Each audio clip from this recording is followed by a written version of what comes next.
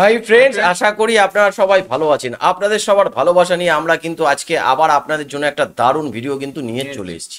আজকের যে ভিডিওর টপিক বন্ধুরা, আপনারা তো জানেন সম্প্রতি বাংলাদেশে অনেক জল গড়িয়ে গেছে, অনেক কিছু ঘটনা ঘটে গেছে। কিন্তু শেখ হাসিনা পদত্যাগ করার আগে নাকি যে সেনাপ্রধান ছিল সে নাকি ইয়ং যে সেনাপ্রধানরা রয়েছে তাদের কাছে তাকে কিন্তু জবাবদিহি করতে হয়। মানে ভিডিওর যে টাইটেল সেটা আপনাদের বলে দিচ্ছি। সেদিনের বৈঠকে তরুণ সেনাকর্তাদের ক্ষোভের মুখে পড়তে হয়েছিল, সেনাপ্রধানকে নাকি ক্ষোভের মুখে পড়তে হয়েছিল। সেই বিষয়ক ভিডিওটা দেখে নেবো। আর ভিডিওর অরিজিনাল লিঙ্ক আমাদের ডেসক্রিপশন বক্সে দেওয়া থাকবে, চাইলে আপনারা সেখান থেকে চেক আউট করে নিতে পারেন। তো চলুন বন্ধুরা ভিডিওটা দেখে নিই। শেখ হাসিনা ক্ষমতাচ্যুত হওয়ার কয়েকদিন আগে সেনাবাহিনীর তরুণ সেনা কর্মকর্তাদের ক্ষোভের মুখে পড়তে হয়েছিল বাংলাদেশ সেনাবাহিনীর প্রধান জেনারেল ওয়াকারুজ্জামানকে। ভারতীয় সাময়িকী দ্য উইকে শনিবার প্রকাশিত এক প্রতিবেদনে এমনটাই বলা হয়। এতে বলা হয়, 2 আগস্ট এক বৈঠকে তরুণ সেনা কর্মকর্তারা দেশের পরিস্থিতি নিয়ে ক্ষোভ প্রকাশ করেন। প্রতিবেদনের বৈঠকের সঙ্গে সংশ্লিষ্ট একটি সূত্রের বরাত দিয়েছে দ্য উইক। দ্য উইকের প্রতিবেদনে বলা হয়, সেদিন কঠিন পরিস্থিতির মুখোমুখি হতে হয় সেনাপ্রধান ওয়াকারুজ্জামানকে। ওই সময় পরিস্থিতি নিয়ন্ত্রণে আনতে মাঠে সামরিক বাহিনীও ছিল।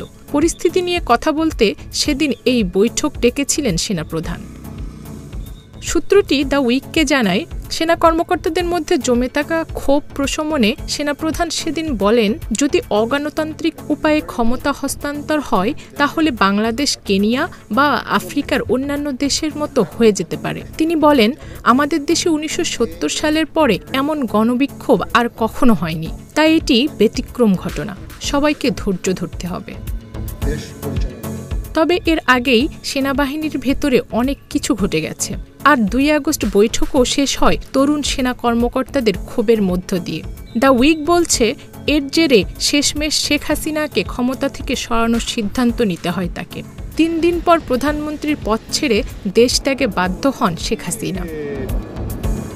শেখ হাসিনার সঙ্গে সেনাপ্রধানের আত্মীয়তার সম্পর্কটিও উল্লেখ করা হয় দ্য উইকের প্রতিবেদনে।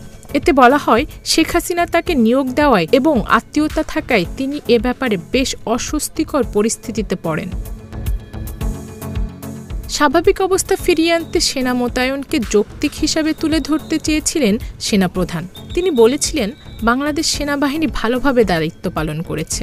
তারা 1719টি গুলি ছুড়েছে, 14,000 ফাঁকা গুলি ছুড়েছে এবং দেশের বিভিন্ন স্থানে সহিংস জনতার মুখোমুখি হয়ে 31টি উত্তপ্ত পরিস্থিতি সামাল দিয়েছে। এরপর একের পর এক প্রশ্ন আসতে থাকে। তরুণ সেনা কর্মকর্তা মেজর মোহাম্মদ আলী হায়দার ভূঁইয়া সেনাবাহিনীর ভূমিকা ও এর বৈধতা নিয়ে প্রশ্ন তোলেন। নিজের বক্তব্যের পক্ষে যুক্তি হিসাবে তিনি পবিত্র কোরআন থেকে উদ্ধৃত করে এমন দমন পীড়ন এর বিরুদ্ধে মহান আল্লাহর করুণা ভিক্ষা করেন। এতে যুক্ত না হওয়ার কথা বলেন তিনি। সেদিন সেনাপ্রধান শুধু বলেন আমিন। ওই পরিস্থিতিতে সেনাবাহিনীর উপর মানুষের অসন্তোষ বৃদ্ধি পাওয়া নিয়ে শঙ্কা প্রকাশ করেন মেজর হাজেরা জাহান।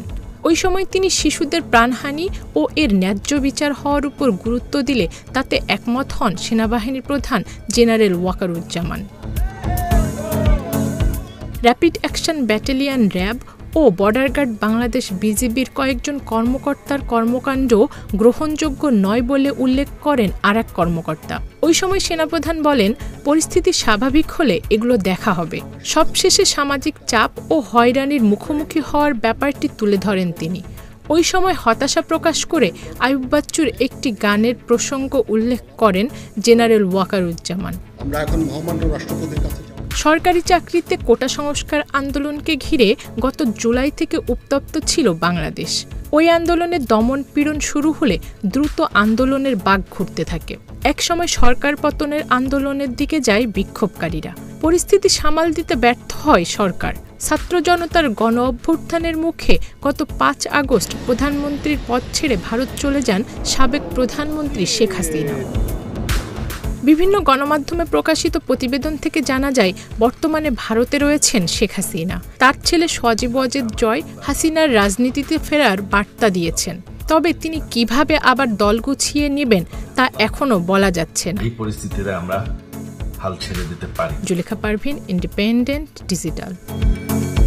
তো বন্ধুরা ভিডিওটা দেখলেন, আশা করি ভিডিওর মাধ্যমে বুঝতে পারলেন যে সেদিনকে কি ঘটনা ঘটেছিল। বেসিক্যালি সেনাপ্রধানের ভূমিকা কি ছিল তিনি সমস্ত কিছু বলেছেন। ঠিক আছে, সেনাপ্রধান নাকি, যেটা এখানে আমরা জানতে পারলাম যে শেখ হাসিনার কোনো রিলেটিভ হয়, সেক্ষেত্রে হয়তো হয়তো কিছু সুবিধা পেতেন, সেটা আমরা জানি না, বলতে পারবো না।